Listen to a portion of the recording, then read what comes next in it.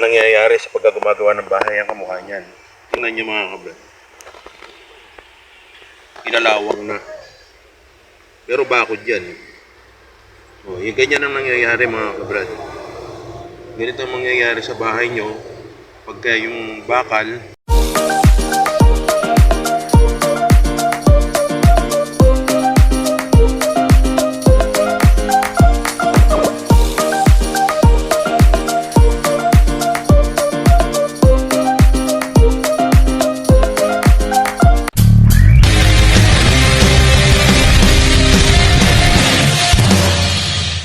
isang napakagandang umaga na naman po sa atin lahat at tayo po ay mag-uumpisa na naman sa ating trabaho. Ay, Sky Edward, good morning!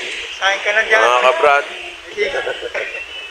So, ay ngayon, ang topic naman natin ngayon mga kabrad ay tungkol dito sa tie beam, kung ano nga yung naging topic rin natin kahapon. Papaliwanag ko lang ang kahalagahan ng tie beam. Yan. Mga kabrad, ito ang tinatawag nating mga kabrad, ito yung tie beam, yan. Kung mapapansin nyo yan.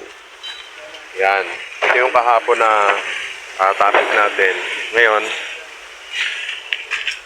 ito mga kabrad, yung tie beam, kailangan, yan, kamukha niyan, nakakonekta doon sa poste. Yan, yung poste. Ito kasi may dating bahay na to. Ito may dating bahay na to kasi. Yan. Ang kahalagahan nito mga kabrad, parang itong susunod na gagawin natin dito, hindi siya hihiwalay. Kalimitan niya kamukha ng ibang na-experience namin or yung nakikita ko. Ayan kamukha niyan. Ito, ang nangyayari niyan, ganyan. Pag hindi siya naka-connect, magkakaroon siya ng crack. Ayan, kamukha nito. So, ayan mga kabrad yung ating tie beam. Yan. Yan ang kahalagahan mga kabrad ng ating tie beam. Importante ito pag nagpagawa ka ng bahay. Lalo ka na, boss lot, di ba? Yan. Ngayon dito, dahil ito nakayuko, hindi pa pwede ito. Lalagyan natin ng extra na kawit pa doon, pero diretso.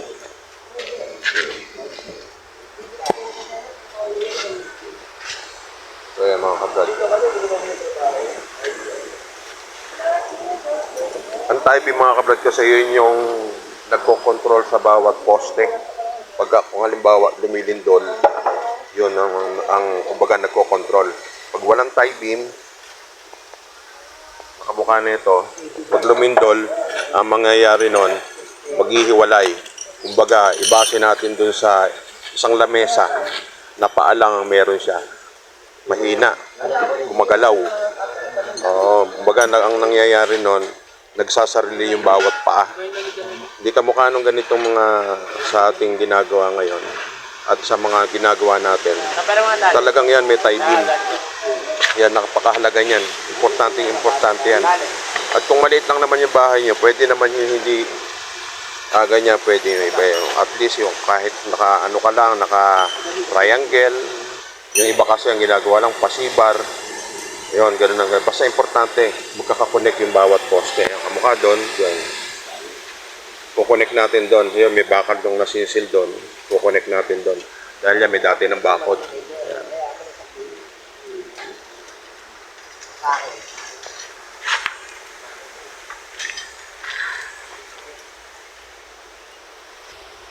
Yun yung 20, yung spacer na yan. Okay. Tapos iwasan nyo mga kabrad na dumikit sa lupa yung inyong mga bakal. Dahil pagdating ng araw, Pag nakadikit sa bakal man. Pag nakadikit sa bakal, may posibleng mag-cause ng kalawang. O, ikaw, may tanong ka. Dito ka, dito. May tanong ka.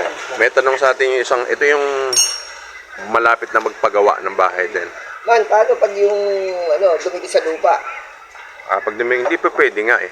Hindi pa pwede dumikit sa lupa. Hindi pa pwede kasi Ano magiging sanhi pag dumikit sa lupa? ang nagiging sanhi nun, pag nakadikit sa lupa, doon mag-uumpisa magkalawang. O ngayon, pag kinalawang na yon, alam nyo naman ang kalawang. Diba, nagkakahawa-hawa na yan hanggang sa kalawangin ang lahat yan. Yan. Lalo na kung mga high-rise o mga matataas, second floor, third floor, mga ganun. Yon. Thank you, Brad, sa tanong mo. Oo. Oo, salamat. Napakaraming salamat sa tanong mo.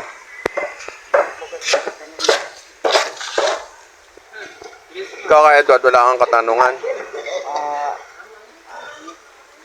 Ay, sige, huwag ka muna magtanong. Mamaya na lang. May istorbo pa kita. Ayan. Tapos yan, ialalim mo na lang yung mga... So, dito naman mga kabrad, ito yung garaheng ginagawa natin.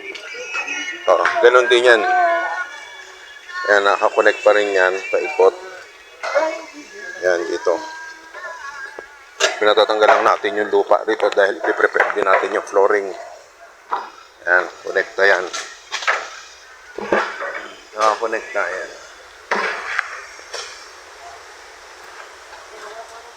Doon, ayan. Tapos mga kabrad, susunod naman dito. Yan, papunta naman doon sa kabila.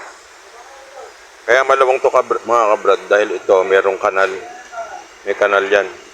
Kumbaga yung takbo ng tubig, yan mula dyan pababa. Tapos yung galing naman doon sa garahe kasi pababa din yan, pababa. Kaya makikita sila dito ng tubig pagbagsak. Tapos dito sa gilid nito, may kanal naman tayo dyan. Pababa naman doon sa likod dahil mas mababa doon.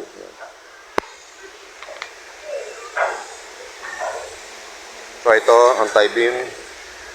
Yan yung mga kabrad yung kahalagahan ng tie beam. Yan. Tapos dito, pag nalagyan na natin ng tie beam dito, dito naman yan sa gilid. Yan. Pag ano naman siya, doon, magkukonect naman siya doon. Kaya din malawag ito mga kabrad dahil may kanal din to na manggagaling mga tubig dito sa taas. Yan, dito sa ano na yan. Hanggang papunta ron.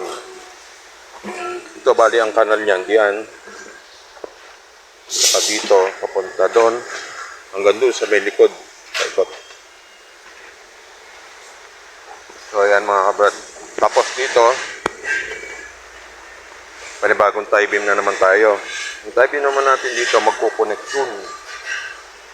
Yan, sa dulo niyan. Ngayon mga kabrad, dahil ito, dati ng bahay, siyempre, ang garahe tsaka yung dating bahay hindi magkakonect. Iko-connect pa rin natin yan mga kabrad. Ito, sisinsilin natin yun. Magpapalabas tayo ng bakal dyan sa bahay na yan. Yung tie beam dito, ididiretso natin dyan. Yan.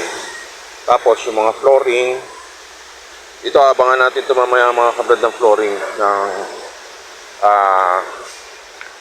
abang doon sa flooring natin dito sa area na yan, dito sa area. Kaya yung flooring diyan i-connect pa rin natin dito yan mga kabrad. Ito yung sa dating bahay. Yung dating bahay na kasi mga kabrad yan eh. Hindi naman po pwede na hindi natin i-connect dito kasi yung flooring natin dito magmumula diyan pag ganon. Tumbok dito yan. Ngayon kung walang konekta ang bahay at saka itong garaheng ginawa natin, yung gilid na yan magka-crack. Yan, magka-crack yan. Makikita yung hihiwalay at hihiwalay talaga yan mga kabrad. Ito pinaano lang natin yung lupa dito para malinis na. Doon ang tambak.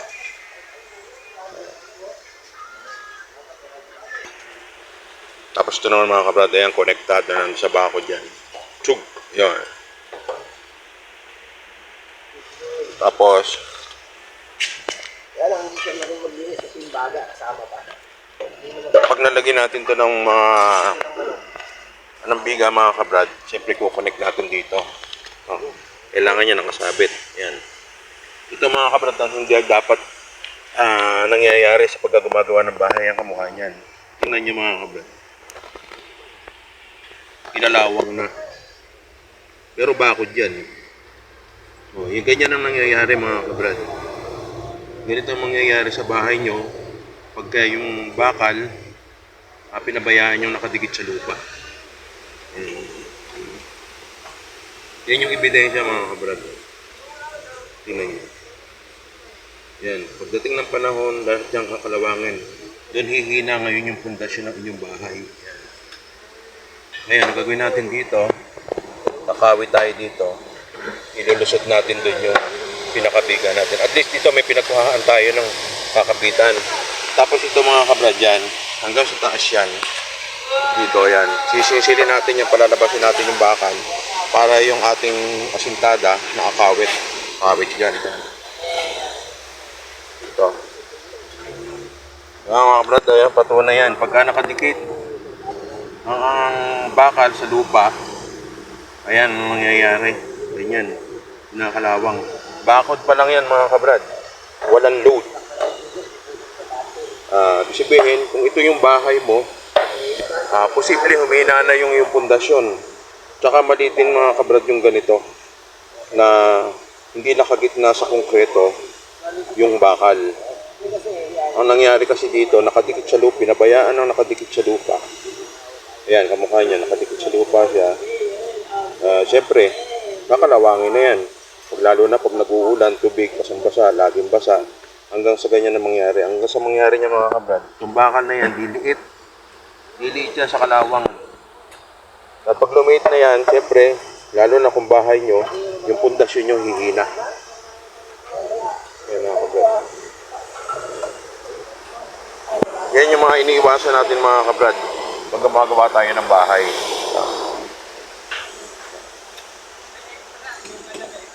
Kahit dun sa mga parilya, kailangan malayo sa yung pinakaparilya tinatawag mga kabrad yun nandito, yung pinakapaan ng ating poste na yan.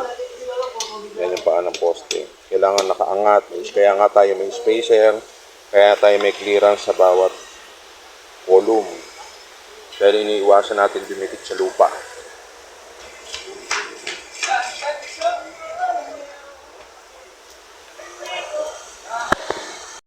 Ito pa mga kabrad, isa pa ito, napakalang yan. Ayan, kamukha niyan. Siyempre, marami siyang yung mga laglag ng lupa. Ayan dyan, kamukha niyan. Kailangan bago pormahan natin itong poste, kailangan malinis itong pagpapatungan ng susunod na buhos. Kasi pag hindi natin nilinis to, ang mangyayari niyan, pag binuhos yan, parang ipinatong mo lang yung halo mong ibinuhos dito. Kasi nakokontra siya ng dumi, alikabok, or ng anuman putik. Kaya kailangan maigi na laging lilinisin natin yan mga kabrad bago natin formahan. Yung iba kasi niyan, mga ibang karpentero, basta na lang sinasalpakan nila ng forma, yan, hindi na nililinis. Ngayon, merong mga karpentero sasabihin nilinis pero hindi naman. Kaya ang mangyayari nun, hindi natin alam. Lalo na kung ikaw yung contractor o kung ikaw yung may-ari ng bahay, delikado mga kabrad. Dahil yung binuhos mo dito sa taas, papunta rito sa baba, parang sinahod lang siya ng alikabok o ng dumi. Kaya hindi sila magkokontak. Hindi sila matibay. Ganon. Tsaka ito, kamukha na ito mga kabrad. Dahil yan may space pa, dadagdagan natin to ng bakal.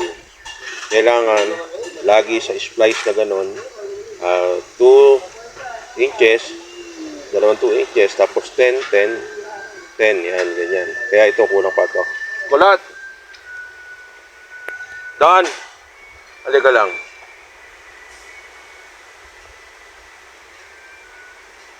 Ito, magpaano ka rito, dagdagan nyo ito ng anilyo, ha? Ito, to. Pero ikakat nyo na lang. Ito. Dahil splicing yan, yan yung pinakaduktungan.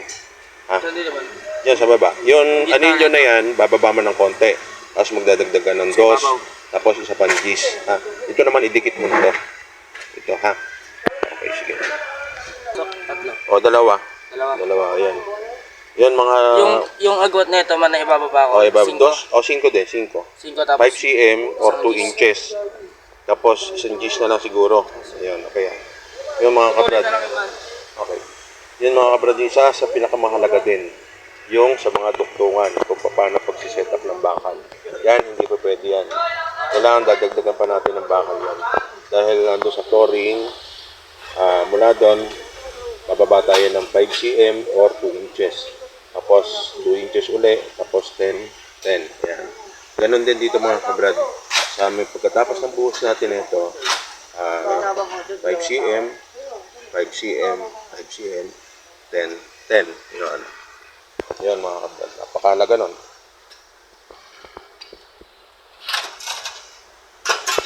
So ayan to mga kabrad din yan.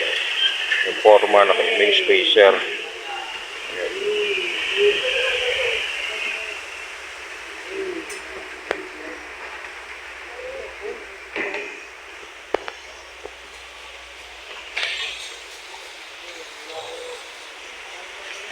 Ito.